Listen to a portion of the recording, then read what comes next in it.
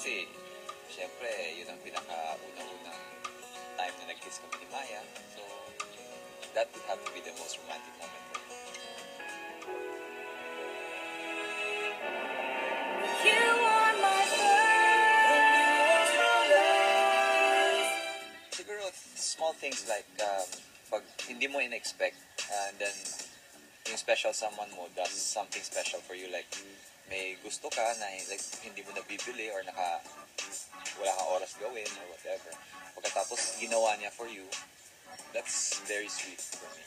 It's okay, I want to do this. Siguro kilalanin mo muna kung sino yung pakikiligin mo. Like, syempre, hindi mo pwede bibigyan mo ng flowers ng isang babae, may allergy pala sa flowers. I wanted to get you flowers, but para mas kailangan mo to.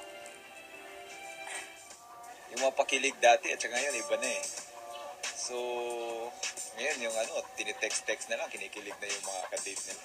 I think, mas maganda pa rin yung personalized mo gawin.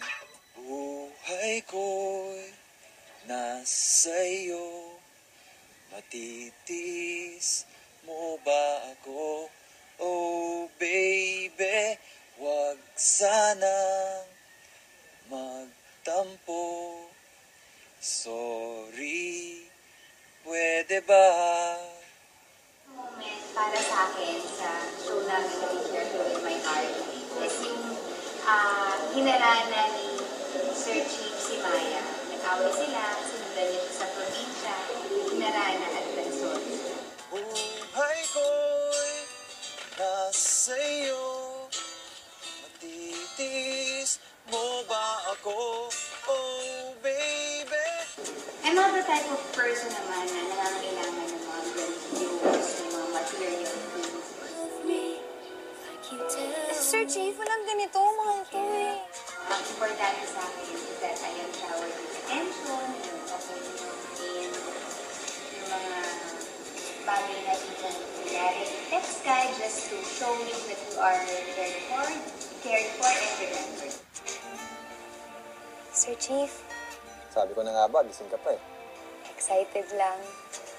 Well, unang-una sa palagay ko kailangan kilalanin mo kung sino yung pakikiligin ninyo. Kailangan alam nyo siyempre kung ano yung mga bagay na gusto nila or ikatutuwa nila.